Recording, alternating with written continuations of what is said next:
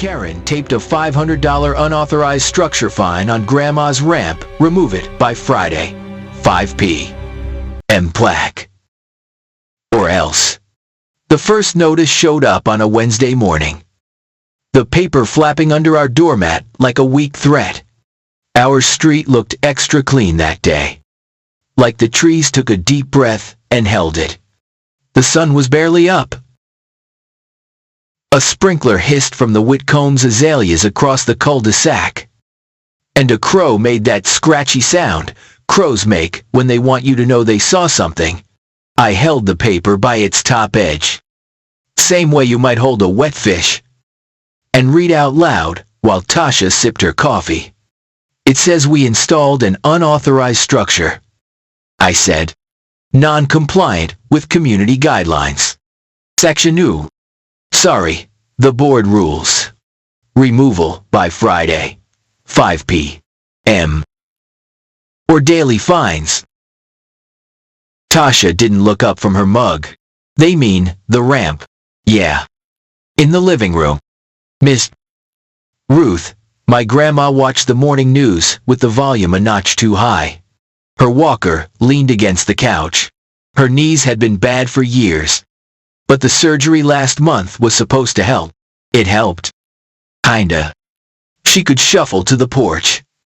But our front steps might as well have been a wall. That's why I built the ramp. Temporary. Pressure-treated wood. Non-slip strip. Nothing fancy. The slope was gentle. The city's guidance says, keep it shallow. Keep it safe. I'd even rounded the edges. Sanded them smooth. Like I was polishing a promise. We filed for approval. Tasha said. We did it by the book. We filed for approval after I built it. I admitted. 'Cause, you know, the hospital was like, she needs a ramp before she can come home. And there wasn't time to play email tag with Karen. Tasha finally looked up. Her eyes tired, but sharp. Eli. They saw the walker. They saw the wheelchair. They know. And yet, I said, waving the paper, $500. Ms.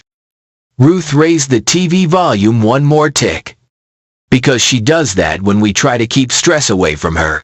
It's like she hears stress on a secret frequency. Turn that mess down.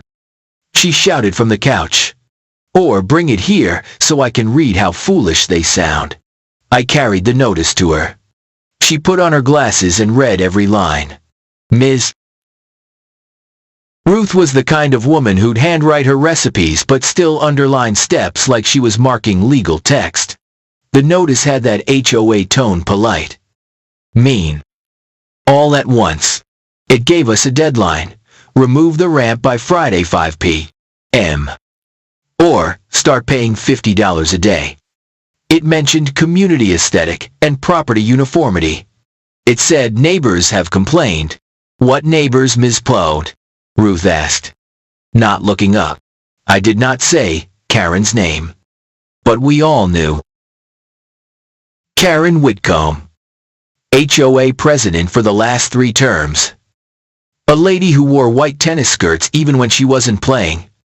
Who once told my daughter the chalk unicorn on our driveway violated the visual tranquility clause. I'm not making that phrase up. Visual tranquility. I kept it in a notes app like a joke I wasn't done laughing at. I took out my phone. We're gonna do this the clean way. I'll send the documents again. Receipts. Round 1.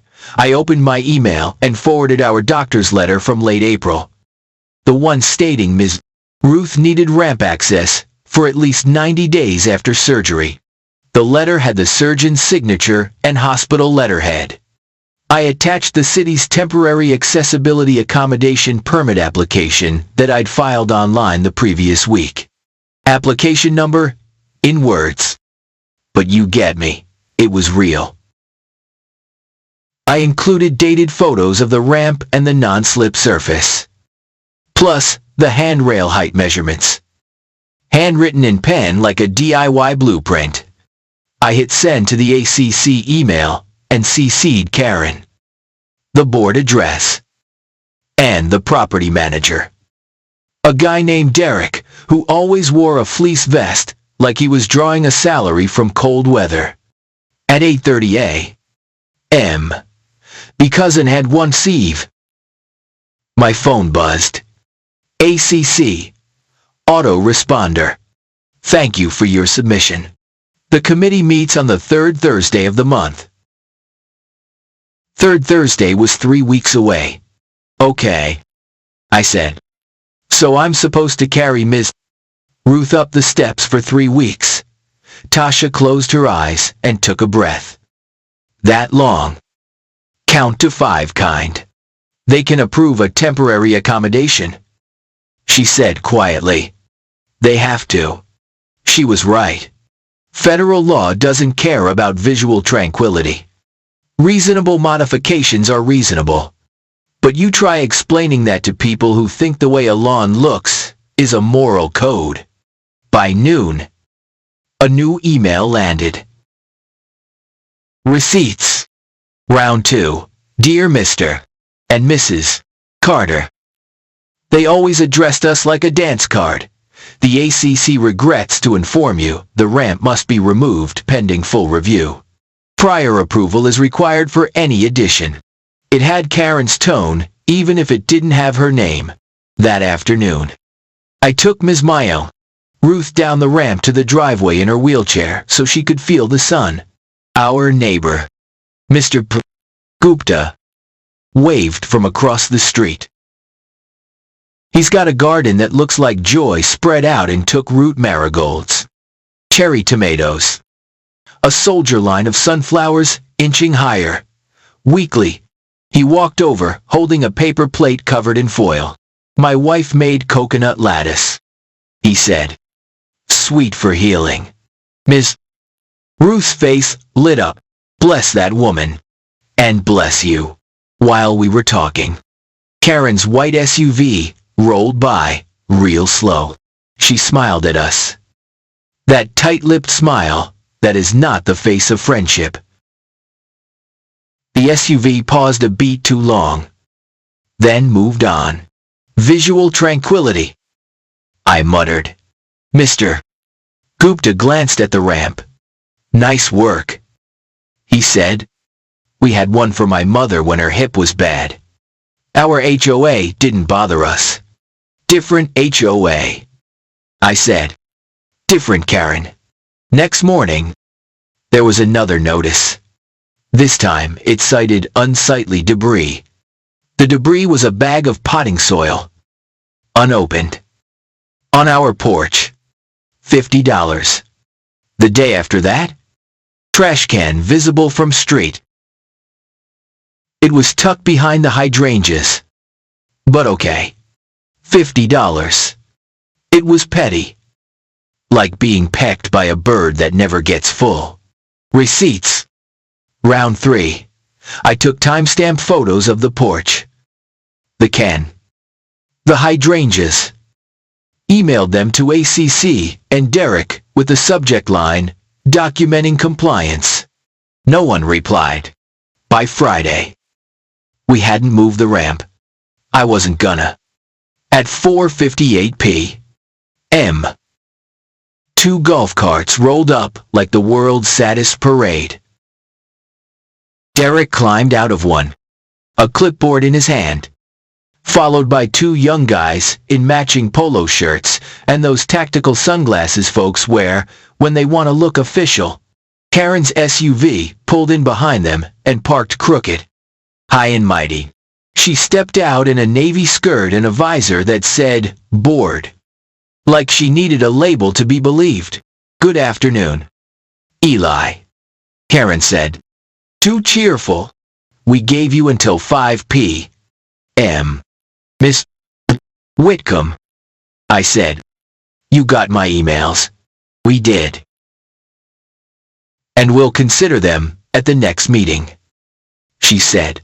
In the meantime, rules are rules. Derek gestured to the ramp with the clipboard. We have to tag it and schedule removal. It's a liability. Liability is Grandma falling down the steps, I said. One of the polo guys took out a roll of bright tape, the kind you put on construction sites. He reached to wrap it around the handrail. Nope, I said. Do not tape my grandmother's lifeline. Karen folded her arms. Please don't be difficult. I had a Ring camera at the door. It blinked its little blue eye. For the record, I said, pointing at it. You are trespassing. Section. The rules give the board authority to abate hazards.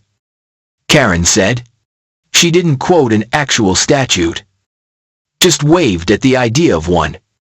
We have a medical accommodation request in process, Tasha said, stepping out onto the porch. Her voice was calm, but her shoulders were tight. Refusing it could be discrimination. Karen smiled again.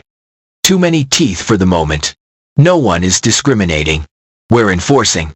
On a ramp, Miss Ruth said from inside, loud enough through the doorway that all of them heard.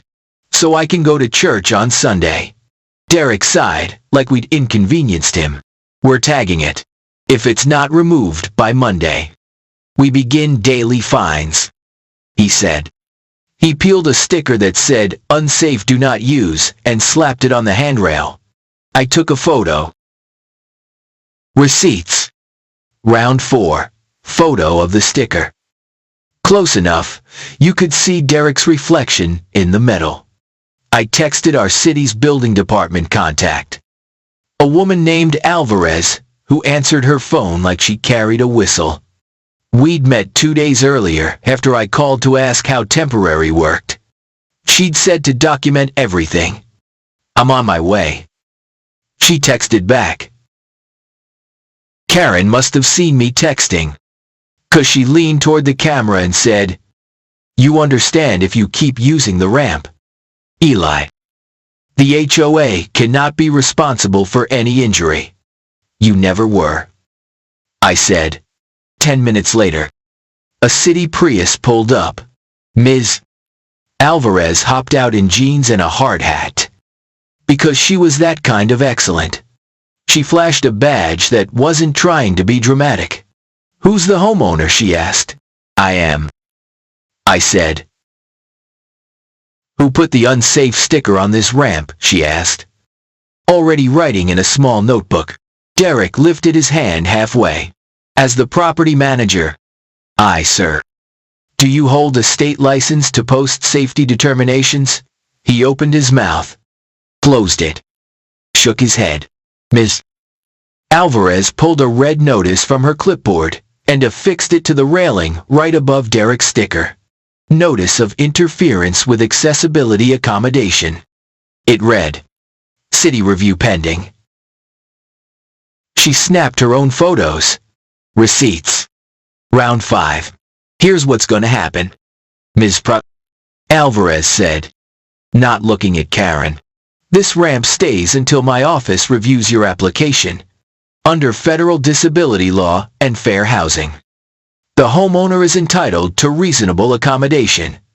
An unapproved ramp might be a process issue, but a blanket denial is not an option. Ma'am, she added, now looking at Karen. You may not remove it. Karen's smile flickered like a light with a loose wire. We have community standards, she said, and you have to follow the law. Ms.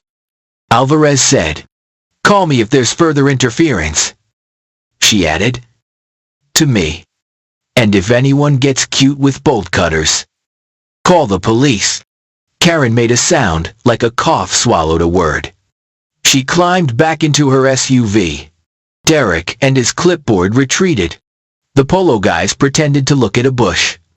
The golf carts rolled away, one tire squeaking, which felt like an apology from the universe.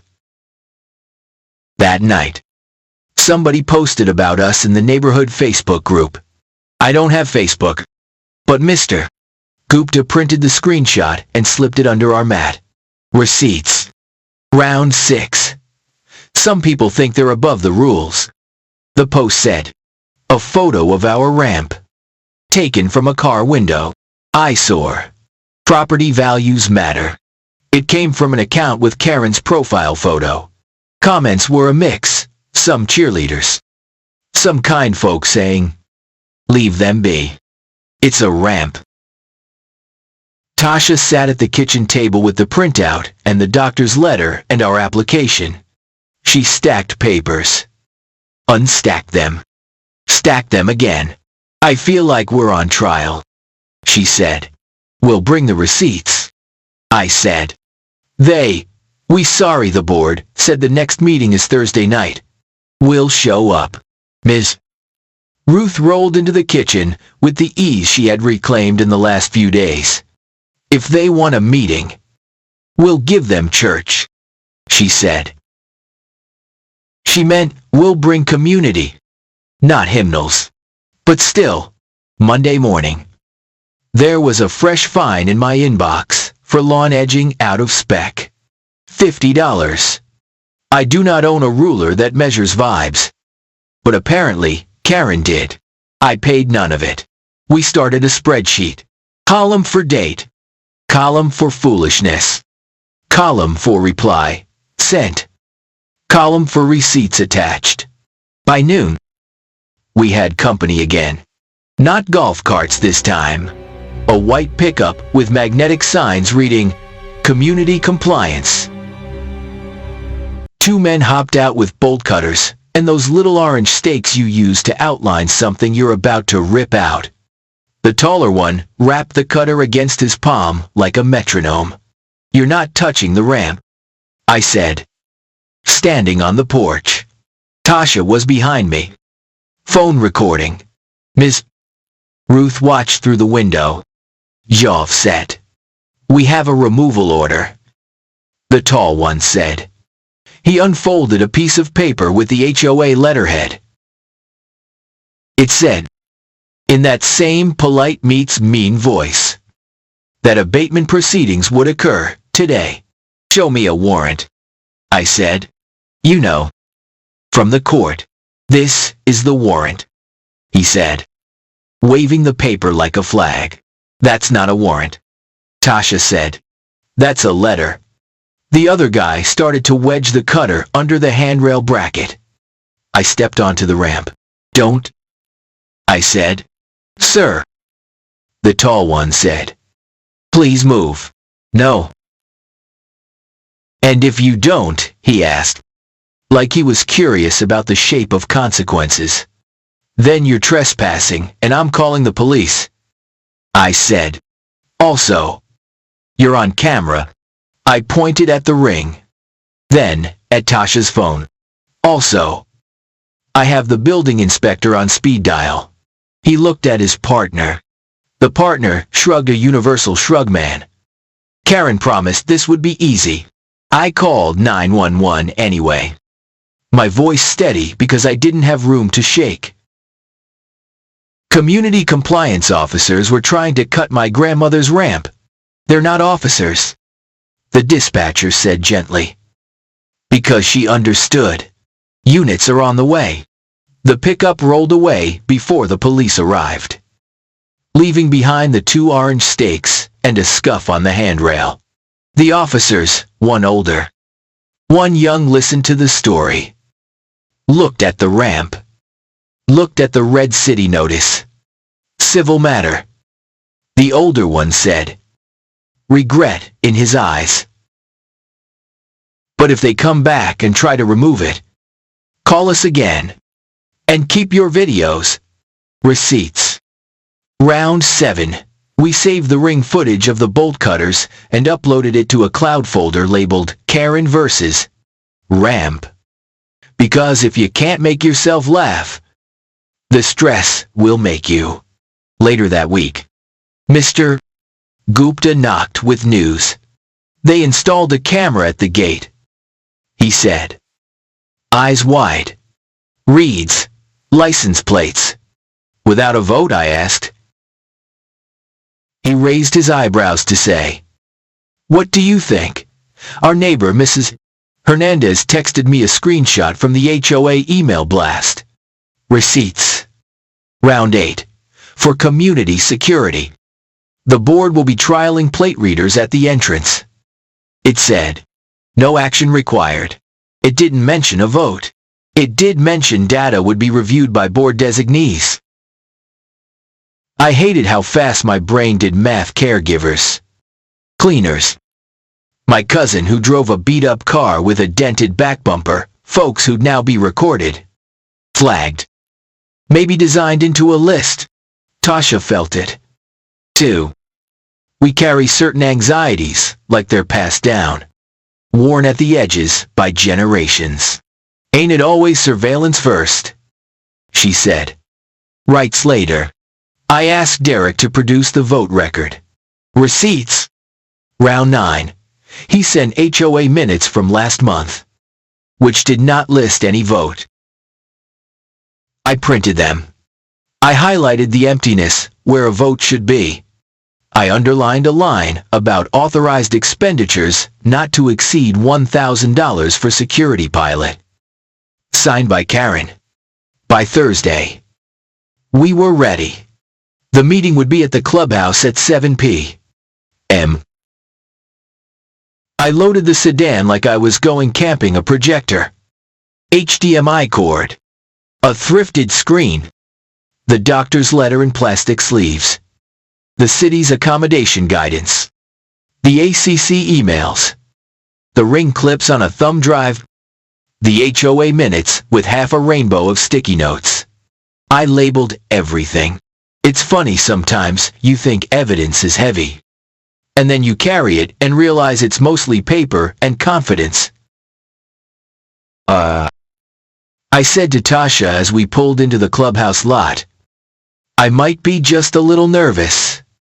Me too, she said, squeezing my hand. That just means you care. Ms. Doddard. Ruth had insisted on coming.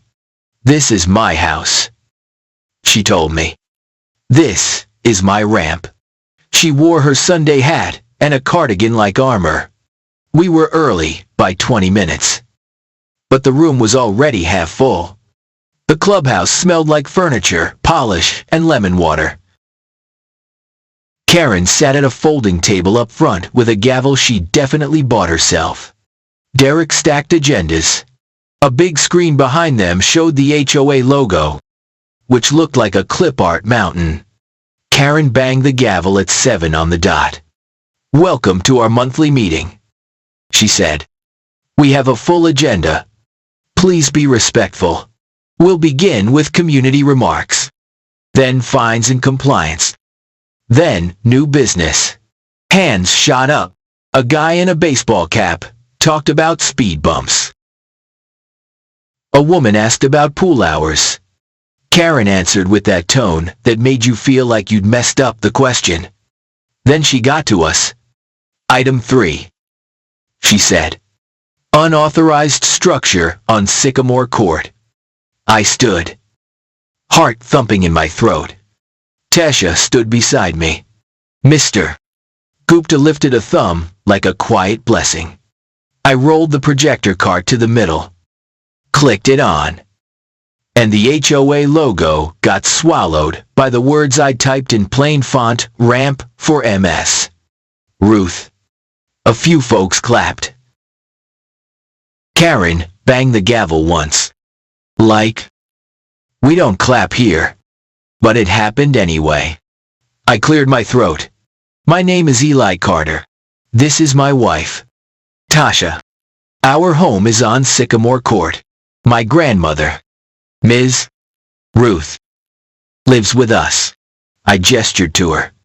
She lifted her chin at the room. We got a series of fines and notices from the board about the ramp we built for her after knee surgery. I continued. We asked for an accommodation. We sent a letter from her doctor, dated late April. We filed the city form for a temporary accessibility accommodation. The screen changed to the doctor's letter. The hospital logo at the top looked sharp and official. I showed the date in words. I kept my voice steady. Receipts. Round 10 doctor's letter. Highlighted where it said, requires ramp access for at least 90 days. City application confirmation page. With Ms. Alvarez's note, review pending. Do not remove existing accommodation. Despite this, I said, we received fines $500 for an unauthorized structure, plus $50 per day for other items that felt punitive. We also had community compliance try to cut the ramp with bolt cutters. A murmur went through the room. Karen banged the gavel. Please, she said. We will respond after comments. I cued the ring footage. The screen showed the bolt cutters. You could hear the man say, we have a removal order. You could hear me say, that's a letter. You could hear Tasha. This is being recorded. The room made small shocked sounds. The kind that ripple. Receipts. Round 11. I pulled up the red city notice. The camera zoomed so folks could read, interference with accessibility accommodation. Ms. Alvarez stood up in the back. I didn't know she'd come. I'd only emailed. I'm with the city building department, she said. We do not authorize HOAs to determine safety on private accessibility structures. Enforcement belongs to licensed officials. Any interference with a documented accommodation can be a violation of fair housing and disability law. Karen's smile was department store formal. Thank you, she said. Noted. I switched to the HOA minutes about the plate readers. Another concern, plate reader cameras installed without a community vote. I said, the minutes show no recorded vote. Only an authorization by the board to spend not more than $1,000 for a security pilot. There is no policy on data retention or access. Receipts. Round 12. Mrs. Hernandez raised her hand. My daughter's friend got flagged at the gate. She said. They asked who she was visiting, like she didn't belong here. She's 12. A white-haired man with a veteran cap stood. I'm not okay with that, he said. I didn't serve for folks to get tracked rolling into their own neighborhood. Karen tapped the gavel like it could tame the air. Security is for community protection, she said. And the ramp, while sympathetic, is an unapproved alteration that affects property values and uniformity. The ACC will review it at the proper time. I took a breath. The flip wasn't a single moment. It was a ladder you climbed, one receipt at a time. We're asking for 3 things, I said. 1 immediate cancellation of all fines related to the ramp, and these petty items that started the day after we asked for accommodation. 2 formal approval of the temporary ramp, while Ms. Ruth recovers, with a clear process to make it permanent if needed. 3 suspension of the plate reader program until a community vote and a written privacy policy. A woman in the second row raised her hand. I'm new here, she said. Is this how the board usually does things? Karen's voice dropped its sugar. The board has always acted in the community's best interests, she said. We cannot let one family situation or outsiders, she added, eyes sliding toward Ms. Alvarez, dictate policy. That one family is part of this community. Mr. Gupta said. He didn't raise his voice, but it filled the room anyway. They bring us cookies on Diwali. Their kids shovel my driveway when I travel. Their grandmother waves at my wife every morning. If your best interest excludes them, it isn't community, it's control. Someone clapped, then more someones. Karen tried the gavel. The gavel tried its best. The room had different plans. A hand went up in the back. A man in a blazer stood. "Name's Fan," he said. "I'm with the city attorney's office." He lifted a folder. I reviewed the correspondence. "If the board continues to impose fines or attempts removal after a documented accommodation request, you risk exposure under fair housing law. I strongly recommend pausing enforcement." Karen's smile broke. "We don't recognize, ma'am," he said. Still polite. "The law will. Some flips happen with drums. Ours happened with a paper and a hand." A woman who had been quiet the whole time stood, lifted a sheaf of forms, and said, "I move to recall the current board." Her voice was calm, like she'd practiced it in her car. "You can't," Karen said. "That's not on the agenda. Our bylaws allow a motion from the floor if seconded by 1/10 of members present." The woman replied, like she'd also practiced the exact sentence, "I have signatures." She held up a page with names. Mr. Gupta stood. "Second," he said. "Receipts." Round 13. She laid the bylaws on the table. A line was highlighted in yellow. Member-initiated recall procedures. It said in words that felt like a door we hadn't seen before. The room buzzed. Derek scanned the bylaws as if letters could turn back into shapes to save him. Karen looked around like someone had moved her furniture. "You're making a mistake," she said. "This is chaos. Democracy is noisy." "Ms. Ruth said, voice steady and strong. "But it's better than quiet wrong." Tasha squeezed my hand so hard it hurt and healed at the same time. The vote happened on paper because Karen insisted it had to be orderly. People lined up, took ballots, wrote yes or no. The veteran with the cap, Carlos, he told me later, volunteered to count. Another neighbor, a retired accountant, joined him. Karen hovered, but the city attorney's guy cleared his throat, and she hovered a little farther away. When they finished, Carlos read the numbers aloud, no digits, just words. "Majority for recall," he said. The room exhaled like we'd all been holding the same breath. Karen's face went blank, then red, then a quick smile again, like she thought she could wrestle the moment back with charm. "Interim board elections will be scheduled," she said. "Already back in control mode. Tonight." Someone said, "Tonight."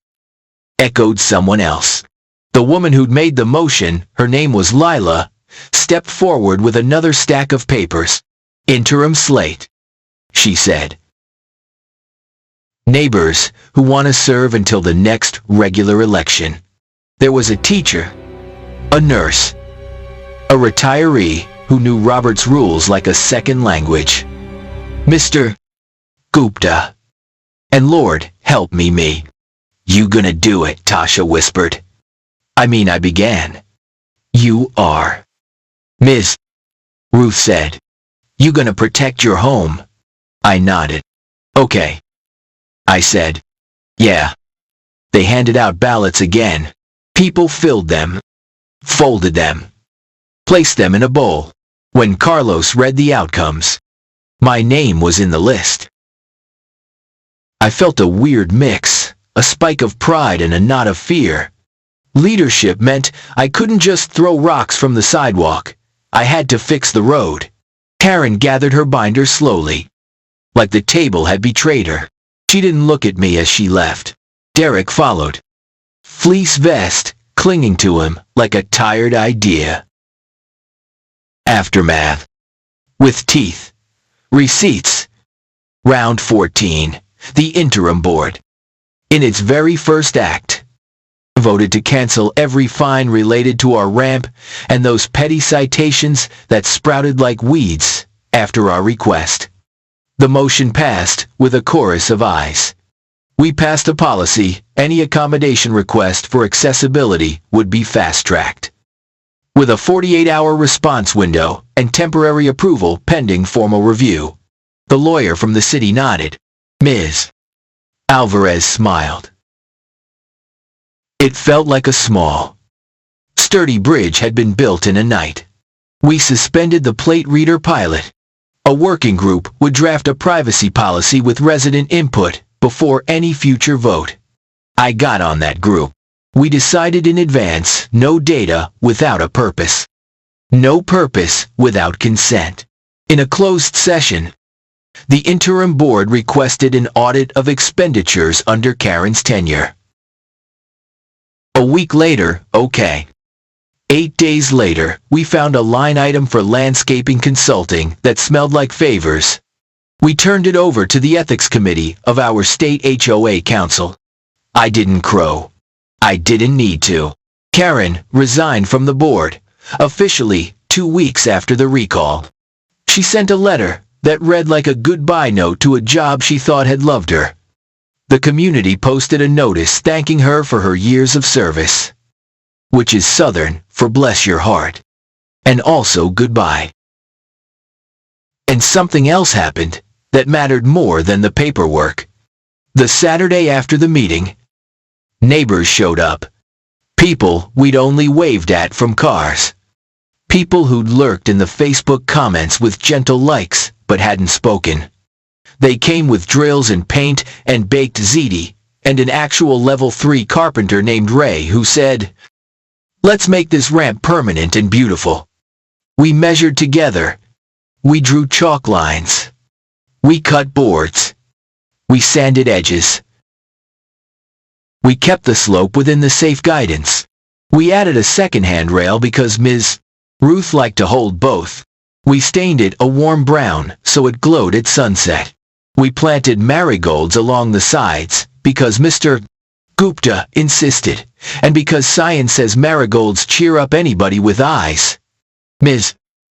Ruth rolled out onto the finished ramp and put her palm against the handrail like she was greeting a friend. "This is dignity," she said. "This right here." She looked at me. Then, at the little crowd. "Y'all did that." Tasha leaned her head on my shoulder. "We did that," she said. And for the first time in weeks, my shoulders fell, the way a person should. Weeks later, at the next formal election, most of us interim folks stayed on, but we made sure to invite folks who disagreed with us, too. Real community means you gotta hear people you don't like, Lila said. We wrote new guidelines that these things ramp. Garden beds for seniors. Solar panels.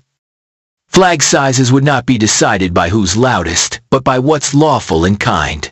And we added a rule to the top. Above the rules. No fines for living. One last thing. Because it matters. The old fines, the $500 and the stack of 50s.